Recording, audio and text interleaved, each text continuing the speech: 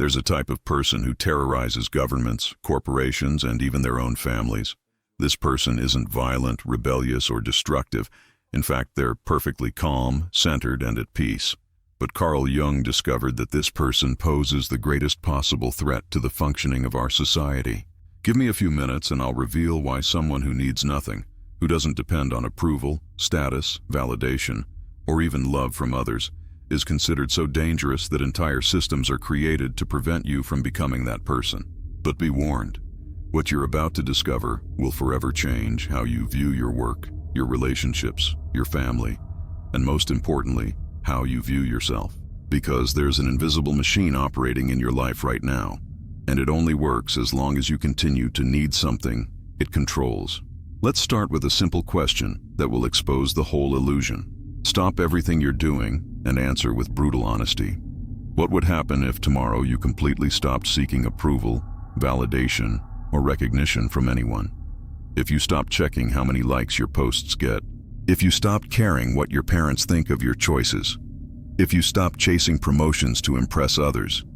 If you stopped trying to please your partner, your friends, your colleagues?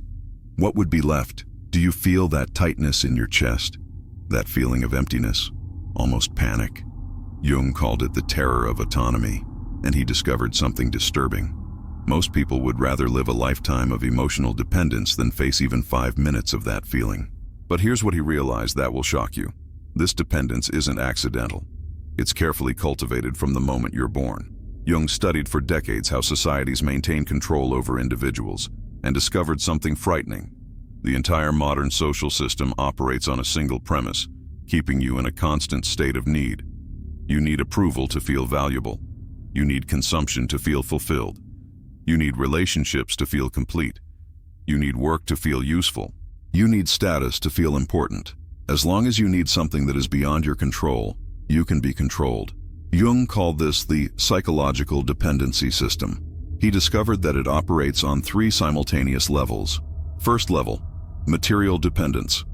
From a young age, you learn that you need to earn money to survive. You need a job to have money. You need to please a boss to keep your job. You need to follow rules to please the boss. Sounds logical, right? But Jung realized something deeper. You're not just taught to earn enough for your basic needs. You're conditioned to always want more, to never be satisfied, to always need the next level. Second level, social dependence. You learn that you need the approval of others to feel valuable. You need to fit in to be accepted. You need to fulfill specific roles to maintain relationships. You need constant validation to feel good about yourself.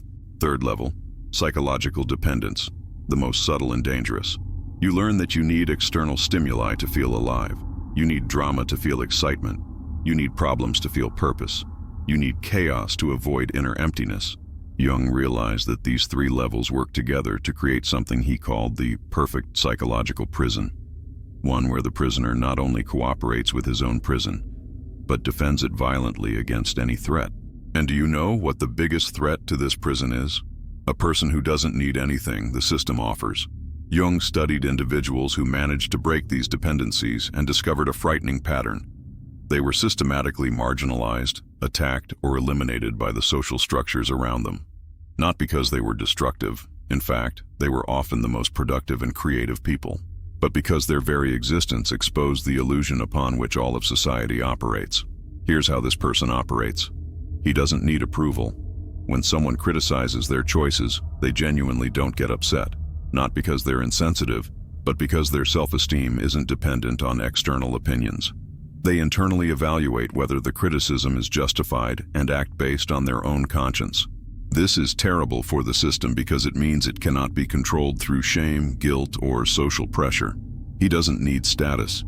He may have a lot of money or a little, a high or low position, public recognition or total anonymity. And his internal state remains the same. He does what he does for internal satisfaction, not for how it will make him appear to others. This is dangerous because he cannot be motivated through promises of external rewards, nor controlled through threats of loss of status. He doesn't need constant entertainment. He's comfortable with silence, solitude, and simplicity. He doesn't need to constantly consume to feel fulfilled. He doesn't need external stimulation to avoid confronting himself. This breaks the entire economy based on compulsive consumption and constant distraction. He doesn't need relationship dramas. He can love deeply without becoming dependent.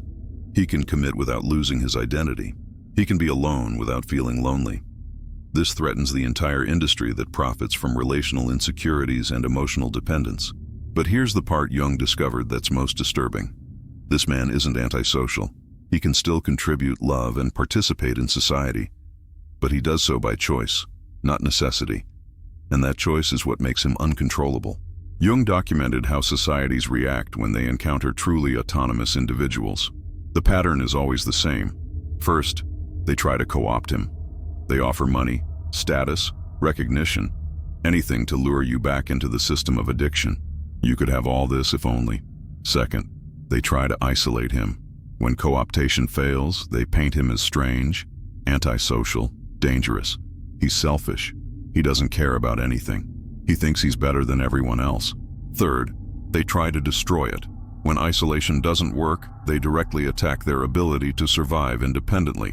They restrict their access to resources, criminalize their lifestyle, or physically eliminate them.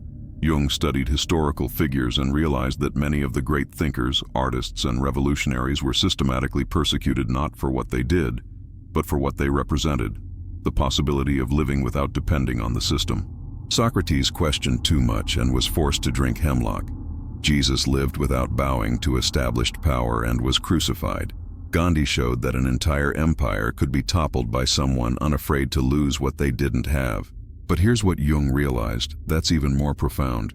The system doesn't just prey on these people. It uses their examples to discourage others from attempting the same independence. Jung traced how this dependency system is implanted from childhood and discovered that it is far more sophisticated than any conscious conspiracy. In the family, you learn that love is conditional. You are loved when you behave well, when you obey, when you make your parents proud. Love becomes something you must earn and can lose. At school, you learn that your worth is determined by external evaluations, grades, teacher approval, comparisons with peers. Your self-esteem becomes dependent on performance. At work, you learn that your survival depends on pleasing authority, that you must trade your autonomy for security, that rebellion means destruction. In relationships, you learn that you need someone else to be complete, that loneliness is bad, that independence is selfishness. In the media, you learn that there is always something you should want, something you should fear, something you should buy to be happy.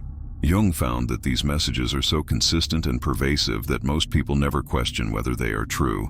They simply assume that dependence is the natural human condition. But here's what he realized that will change everything. Addiction isn't natural, it's learned, and what's learned can be unlearned. Jung developed a precise map of how a person can break these dependencies and become what he called a true individual. Someone who lives by their own inner values, not by external expectations. He called this process individuation and warned that it is the most difficult journey a human being can undertake because it means voluntarily giving up all the psychological crutches society offers. Stage 1. The awakening.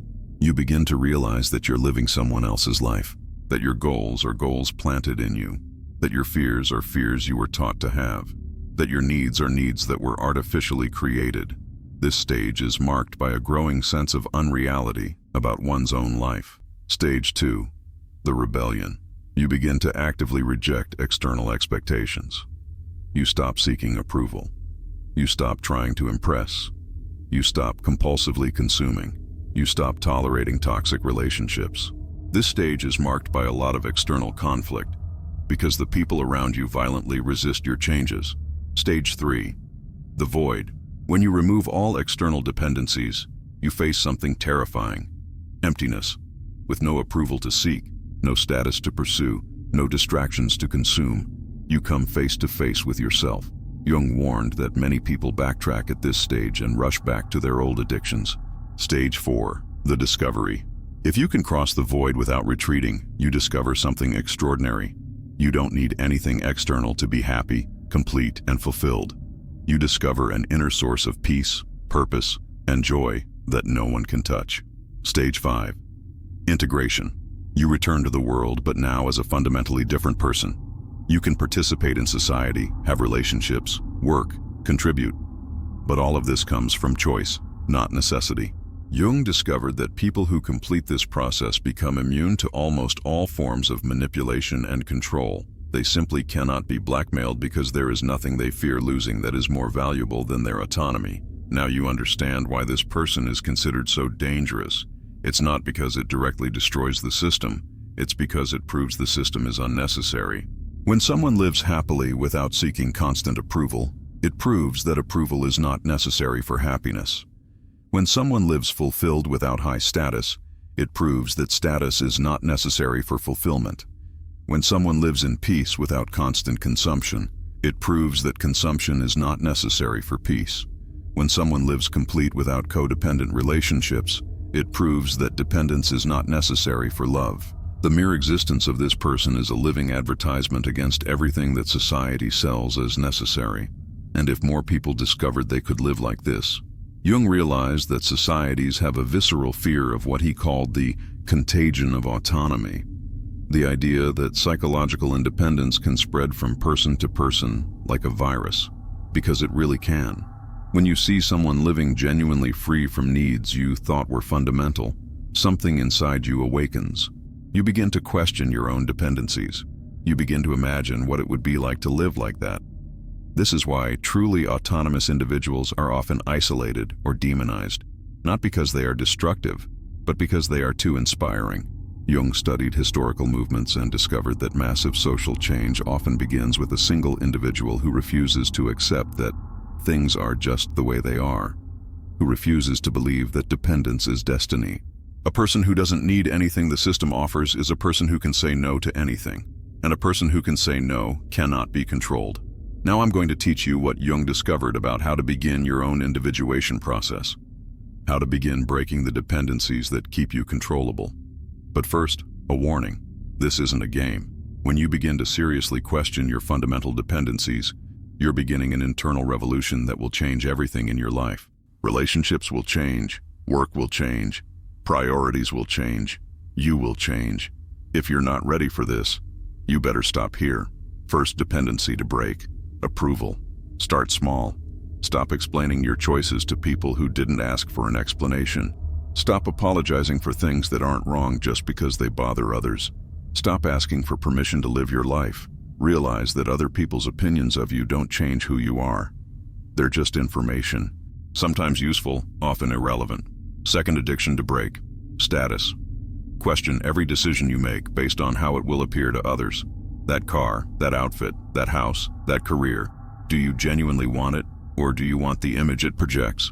Start making decisions based on how they make you feel internally, not how they make you look externally. Third addiction to break. Constant stimulation. Learn to be comfortable with silence, solitude, and boredom. Stop needing constant entertainment to avoid your own thoughts. Meditate. Walk without music. Be alone without distractions. Face what emerges when you stop running from yourself. Fourth addiction to break. Emotional validation. Stop needing others to confirm your feelings for them to be valid. If you're sad, you're sad. You don't need anyone else to agree. If something bothers you, it bothers you. You don't need others to see it too. Trust your inner experience as real and valid, regardless of external confirmation. But here's what Jung discovered that's most important. You don't break these dependencies through force or repression. You break them through awareness and gradual replacement. Every time you choose autonomy over dependence, you strengthen your ability to make that choice again. Every time you act based on internal values rather than external pressures, you become a little freer. Jung discovered something profound about people who complete the individuation process. They become naturally responsible for the well-being of others, not out of obligation, but out of genuine choice. Because when you don't need anything from others, you can finally give freely to others. When you don't seek approval, you can give honest feedback. When you don't need status, you can elevate others without threatening your ego. When you're not emotionally dependent on anyone, you can love without trying to control. Jung realized that truly autonomous people don't become antisocial, they become genuinely pro-social. Because their contribution comes from inner abundance, not lack. But here's the responsibility that comes with that freedom. Once you see the prison, You have a moral obligation to show others that the bars aren't real. Not through preaching or judgment, but through your example, living in a way that proves that another kind of life is possible. You now understand why the man who needs nothing is considered the greatest threat to society. Not because he destroys, but because he transcends. Not because he rejects, but because he chooses. He proves that all the psychological prisons that keep people controlled are, in the end, voluntary. Jung left us with a simple but profound choice. You can continue living to satisfy needs that were planted in you by others, or you can discover who you truly are when you need nothing that doesn't come from within you. You can remain controllable through your dependencies, or you can become the person the system fears most, someone who is completely free because they don't need anything the system offers. The journey of individuation is not easy. Jung warned that it is the hardest work a human can do, but he also discovered that it is the only work that truly matters. Because in the end, the question isn't whether you'll live an extraordinary life. The question is whether you'll live your own life or the life others have planned for you. Jung said, "The greatest and most important difficulty in human life is to find a meaning that is one's own." Now you know why. The choice is yours. It always has been.